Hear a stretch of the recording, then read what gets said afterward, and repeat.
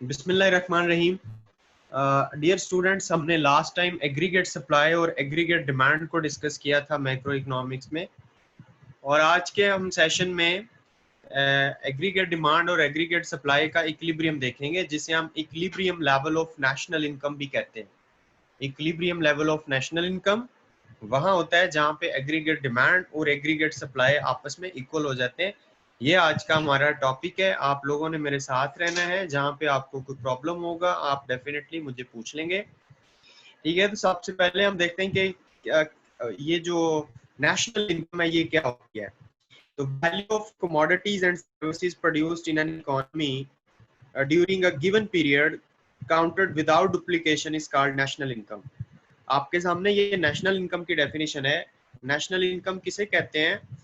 ये value of commodities और services को कहते हैं। और वैल्यू किस में होती है? रुपए पैसे में होती है, ठीक है ना। इकोनॉमी के अंदर उसको हम मेजर करते हैं। और गिवन पीरियड ऑफ टाइम, मतलब गिवन पीरियड का मतलब 1 साल का अरसा, और काउंटेड विदाउट डुप्लीकेशन का मतलब कि आपने फाइनल गुड्स को काउंट करना है, आपने इंटरमीडिएट या रॉ मटेरियल गुड्स को बीच में काउंट नहीं करना, ठीक है। तो ये नेशनल इनकम थी, मैं आपको बता रहा था। चूंकि हमने नेशनल इनकम के इक्विलिब्रियम की बात करनी है, सो नेशनल इनकम का कॉन्सेप्ट हमारे अंदर होना चाहिए, ठीक है। अब नेशनल इनकम के कॉन्सेप्ट के बाद जो है हम ये देखते हैं कि कैसे कैसे हम नेशनल इनकम को मेजर करते हैं। How to measure national income. तो उसके 3 मेथड हैं आपके सामने। उसमें प्रोडक्ट मेथड है, उसमें इनकम मेथड है, उसमें एक्सपेंडिचर मेथड। ये 3 मेथड्स हैं, इससे हम नेशनल इनकम को मेजर करते हैं। अच्छा, ये आपको मैंने मेथड बताए नेशनल इनकम की मेजरमेंट के। हम थोड़ा सा आगे चलते हैं और मैं आपको बताऊं कि जो equilibrium level of national income है वो होता कैसे है। How much should be the national income, कितनी होगी, हम ये कैसे पता चला सकते हैं? जब चीजों की प्रोडक्शन, जब प्रोडक्शन इक्वल हो जाए to the demand of the people, तो उसे हम नेशनल इनकम का इक्विलिब्रियम कहते हैं। So that goods do not remain unsold. और इक्विलिब्रियम तब होगा जब जितनी भी चीजें प्रोड्यूस होंगी इकोनॉमी में, मुल्क में, वो सारी सोल्ड होंगी, वो अनसोल्ड नहीं रहेंगी, ठीक है। तो ना ही शॉर्टेज होगी, ना ही चीजें अनसोल्ड रहेंगी। आपकी total production equal to the total demand of people के बराबर हो जाएगी। इसको हम equilibrium level of national income कहते हैं। सिंपली ये मैं आपको इक्वेशन के जरिए बता रहा था, ठीक है। इसको थोड़ा सा और आगे हम फर्दर चल के समझने की कोशिश करें तो मैं आपको डिमांड के बारे में बताना चाहता हूं। जो डिमांड है, डिमांड में 2 चीजें शामिल होती हैं। डिमांड में कंजम्पशन डिमांड होती है, और उसके अलावा डिमांड फॉर इन्वेस्टमेंट गुड्स होती है। जो लोग इन्वेस्ट करते हैं कैपिटल गुड्स के ऊपर, कारोबार के ऊपर, वो डिमांड फॉर इन्वेस्टमेंट गुड्स होती है। जैसे मशीनरी मतलब वगैरह होती है ना, और जिससे ज्यादा और फर्दर चीजें प्रोड्यूस होती हैं। और कंजम्पशन डिमांड वही जो हाउस होल्ड कंजम्पशन करते हैं। अब ये दोनों चीजों को ऐड करें तो हमारे पास बनता है एग्रीगेट डिमांड, ठीक है। डिमांड फॉर इन्वेस्टमेंट गुड्स और कंजम्पशन डिमांड दोनों को ऐड करें तो क्या बनता है हमारे पास? एग्रीगेट डिमांड बनता है। एडीबी उसे हम कहते हैं, और एग्रीगेट डिमांड भी कहते हैं हम माइक्रो इकोनॉमिक्स के पॉइंट ऑफ व्यू से, ठीक है। So hope so you get this point I was telling you. अब हम प्रोडक्शन की बात करते हैं। तो ये देखो, प्रोडक्शन आपकी स्क्रीन पे आ रहा है। प्रोडक्शन एक कंज्यूमर गुड्स की है प्रोडक्ट, दूसरा कैपिटल गुड्स की, यानी उन्हीं मशीनों की जिनको सरमायादार इन्वेस्टर जो हैं, जिन कैपिटल गुड्स को खरीदते हैं और कंजम्पशन करते हैं, उनकी प्रोडक्शन भी होती है। जारी बात है, मशीनरी बनती है, ट्रैक्टर्स बनते हैं, गाड़ियां बनती हैं, ऑटो बाइक्स बनती हैं, सारी ये कैपिटल मतलब। इसके अलावा ऐसी मशीन जो मतलब गाड़ियों को बनाती हैं, उनको मैं कैपिटल गुड्स का नाम दे रहा हूँ, ठीक है।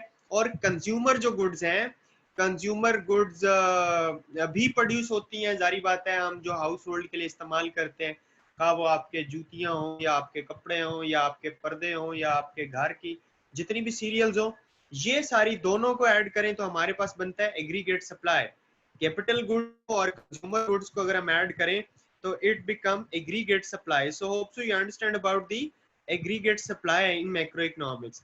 अगर आपको ये दोनों चीजें समझ आ गई हैं जो प्रीवियसली हम पढ़ भी चुके हैं, तो अब मैं आपको बताऊंगा कि इक्विलिब्रियम कंडीशन क्या होती है। देखो, एग्रीगेट डिमांड को जिसको हम एडी से डिनोट कर रहे हैं, और एग्रीगेट सप्लाई जिसे हम AS से डिनोट कर रहे हैं, दोनों को हम उठाते हैं और इनको अपने अपने पलड़े में डाल देते हैं। ठीक है, इस पलड़े में एग्रीगेट है और इस पलड़े में एग्रीगेट सप्लाई है। तो ये जहां पे दोनों चीजें तराजू में आ जाती हैं, इक्वल हो जाती हैं, वहां पे हम कहते हैं equilibrium level of national income होता है, जहां पे एग्रीगेट डिमांड और एग्रीगेट सप्लाई है। Is it clear to you? जी बात क्लियर है ना आपको? Yes sir. ओके। तो इक्विलिब्रियम की आपको आइडिया हुआ। अब मैं आपको न्यूमेरिकली भी बताऊं। आप ये देखते हैं आपके सामने यहाँ पे इनकम का एक कॉलम है। सबसे पहले आपके सामने सबसे पहले इनकम का कॉलम है 400, 450, 500, 650। ठीक है, फिर एक एग्रीगेट डिमांड का कॉलम है।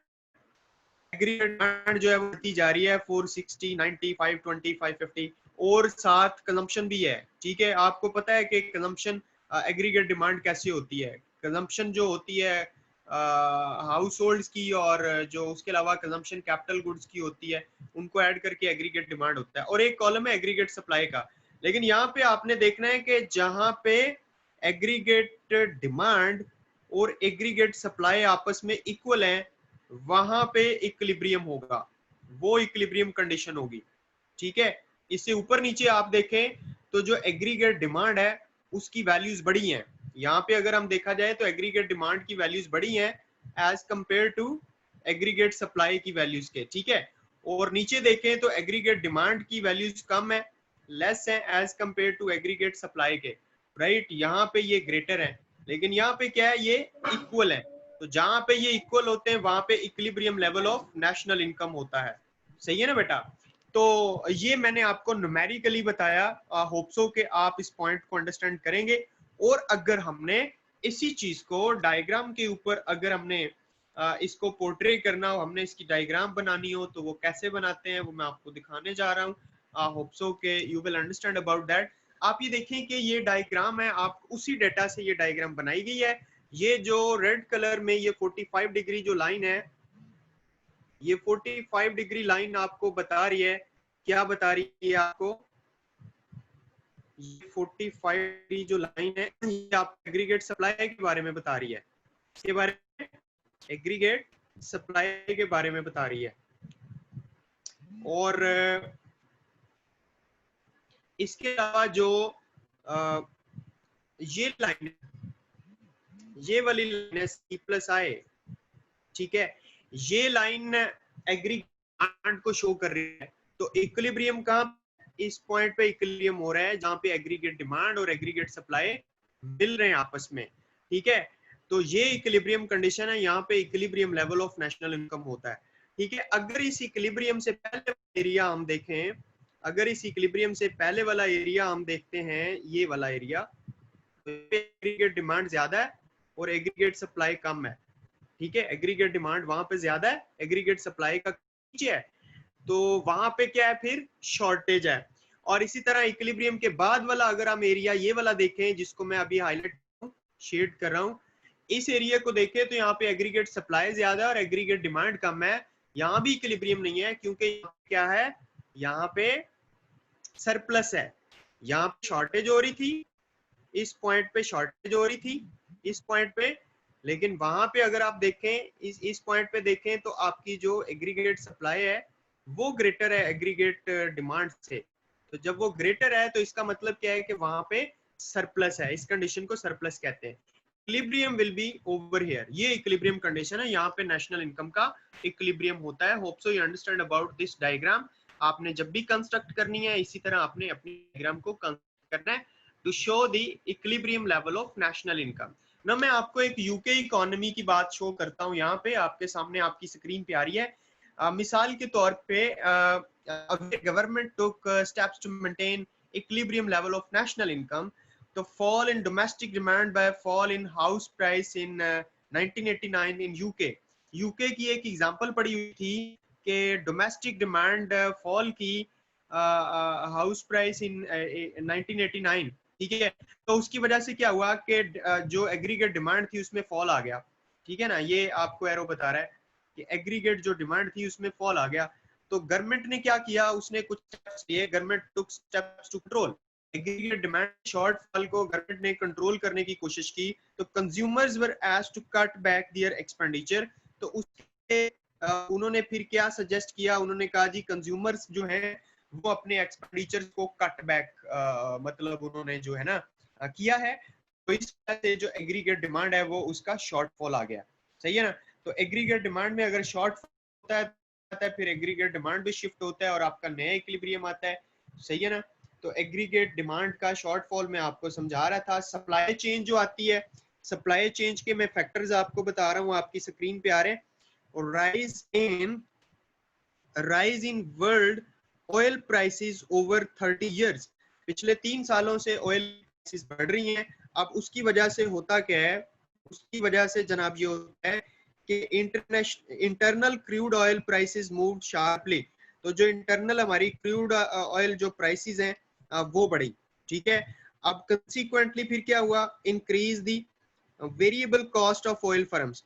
तो जो ऑयल फर्म्स हैं उनकी वेरिएबल कॉस्ट बढ़ गई। फिर उसके कंसीक्वेंटली क्या हुआ, firms raise the price of finished product. तो जो फर्में थी चूंकि उनकी कॉस्ट ऑफ प्रोडक्शन ज्यादा आ रही थी तो उन्होंने फिनिश्ड प्रोडक्ट्स की क्या की, कीमतें बढ़ा दी। इसी तरह इसकी वजह से क्या हुआ, लीडिंग टू डिसइक्विलिब्रियम। तो फिर क्या हुआ, डिसइक्विलिब्रियम आ गया नेशनल इनकम में। तो उनको फिर क्या करना पड़ा, उनको सब्सिडाइज करनी पड़ी prices done by the government. यानी गवर्नमेंट ने प्राइसेस के अंदर सब्सिडी दी ताकि गवर्नमेंट जो ऑयल डिस्ट्रीब्यूशन कंपनी है वो कीमतें ना बढ़ाएं, बल्कि प्राइसेस के अंदर जो एक्स्ट्रा प्राइसेस आ रही हैं वो कंज्यूमर्स को गवर्नमेंट पे करे और उसको सस्ती चीजें मिले। उन्होंने उसमें सब्सिडी दे दी। ठीक है ना बेटा। तो ये सप्लाई चेन जो होती है, एग्रीगेट सप्लाई चेन आती है, वो इन फैक्टर्स की वजह से आती है। उसकी एग्जांपल मैंने आपके साथ शो की ताकि आपको बात अंडरस्टैंड हो सके। ठीक है। और इसके बाद एक और तरीका होता है आपका नेशनल इनकम इक्विलिब्रियम का। ठीक है। और वो क्या तरीका होता है, आप सेविंग और इन्वेस्टमेंट कर्व की मतलब उस तरीके से भी आप इक्विलिब्रियम ले सकते हो। यानी जहां पे आपका सेविंग और आपका इन्वेस्टमेंट इकोनॉमी में इक्वल होता है वहां पे इक्विलिब्रियम हो जाता है। अब ये इन्वेस्टमेंट है, इसमें ऑटोनोमस इन्वेस्टमेंट है, ये फिक्स है। और ये सेविंग का कर्व है। ठीक है। ये मिले यहाँ पे। ठीक है। यहाँ पे क्या हो गया, इक्विलिब्रियम हो गया। क्यों हुआ, क्योंकि यहाँ पे सेविंग और इन्वेस्टमेंट आपस में बराबर है। ठीक है ना। तो saving equal to investment is an equilibrium point. Before this point investment greater than saving. ठीक है। अब मतलब वो कहना ये चाहता है कि इस पॉइंट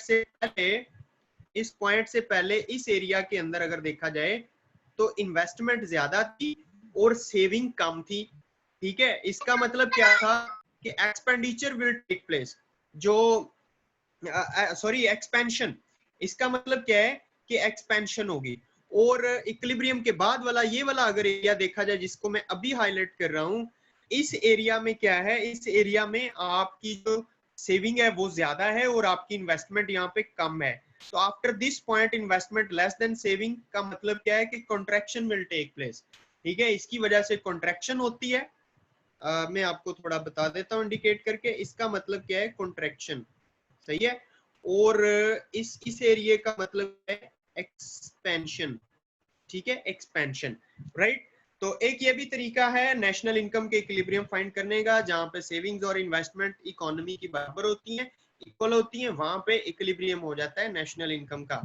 ठीक है ना। या मैं थोड़ा सा इस तरह अगर आपको समझाऊं कि is saving equal to investment always, क्या सेविंग और इन्वेस्टमेंट आपस में इक्वल होते हैं, कब होते हैं। देखो आपको पता है कि ये डिमांड होता है, if you say this is aggregate demand, right.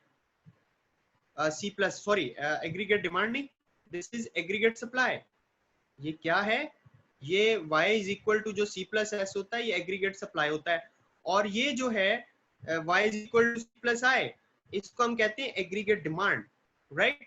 अब आप देखें, मुझे एक बात बताएं, अपना माइक ओपन करके बताइएगा कि क्या ये y जो है ये y के इक्वल है, y के इक्वल होता है ना भाई, नेशनल इनकम की इक्वल होता है ना। Yes sir. यस अच्छा, सर। अब ये ऊपर भी y की वैल्यू c प्लस एस है, नीचे भी y की वैल्यू c प्लस आई है। तो अगर हम इनको कंपेयर कर लेते हैं, c plus S is equal to c plus कर लेते हैं। ठीक है। इनको हम कंपेयर करते हैं तो क्या होगा, सी से कट जाएगा, सेविंग किसके इक्वल आ जाएगी, इन्वेस्टमेंट के, ठीक है। Yes, तो sir. सेविंग, हाँ सेविंग नॉर्मली इन्वेस्टमेंट के इक्वल होती है और वो इक्विलिब्रियम पॉइंट पे तो इक्वल ही होती है। और ये बंदा कहता है, केन्स कहता है कि savings are always equal to investment at equilibrium level of national income, ठीक है ना। तो ये मैं थोड़ा सा आपको बताना चाहता था, आपका कॉन्सेप्ट क्लियर करना चाहता था। अब मैंने जो दूसरा आपको इक्विलिब्रियम लेवल का दूसरा टेक्निक समझाया, उसका मैं टेबल आपको शो कर रहा हूँ। आप ये देखें, इस टेबल के अंदर पहला कॉलम जो है वो नेशनल इनकम का है, ये पहला कॉलम, और दूसरे कॉलम में एग्रीगेट डिमांड है, और ये कंजम्पशन का कॉलम है, ये एग्रीगेट सप्लाई का कॉलम है, और ये सेविंग का कॉलम है, ठीक है, और ये जस्ट इनकम का कॉलम है। और आपको पता है कि इक्विलिब्रियम कहाँ पे हो रहा है, इक्विलिब्रियम वही हो रहा है जहाँ पे सेविंग्स और इन्वेस्टमेंट आपस में इक्वल हो, इसको मैं सर्कल कर रहा हूँ, ठीक है। आप अगर यहाँ पे देखें तो जो सेविंग है, सेविंग का अगर आप देखें तो सेविंग भी उतनी है, और आपकी इनकम भी उतनी है, और आपकी इन्वेस्टमेंट भी उतनी है, ठीक है। तो यहाँ पे क्या है, इक्विलिब्रियम लेवल है, या मतलब एग्रीगेट सप्लाई और एग्रीगेट डिमांड को भी देखें, वो भी यहाँ पे इक्वल हो रहे हैं, राइट। तो एक और भी चीज है, यहाँ पे सेविंग्स और इन्वेस्टमेंट भी बराबर होते हैं, तो यहाँ पे इक्विलिब्रियम होता है। इससे पहले एग्रीगेट सप्लाई और एग्रीगेट डिमांड जो है वो वेरी करते हैं, वो चेंज होते हैं। It is not possible in real life, the equality is shown on the basis of real investment and real saving. Real saving और रियल इन्वेस्टमेंट से इक्वालिटी को शो नहीं किया जा सकता, इसलिए हम एग्रीगेट डिमांड और एग्रीगेट सप्लाई का ही यहाँ पे भी सहारा ले रहे हैं, और उसी के जरिए ही हम इसको डायग्रामेटिकली भी रिप्रेजेंट करके हम यहाँ पे उसका शो कर सकते हैं, ठीक है। तो this was the topic of today, equilibrium level of national income. अगर आपका कोई क्वेश्चन है बेटा तो आप अपने माइक ओपन करके क्वेश्चन कर लें, otherwise we have to end this session over here, और इंशाल्लाह नेक्स्ट सेशन में हमारी मुलाकात होगी किसी अच्छे से टॉपिक के साथ। Is it clear?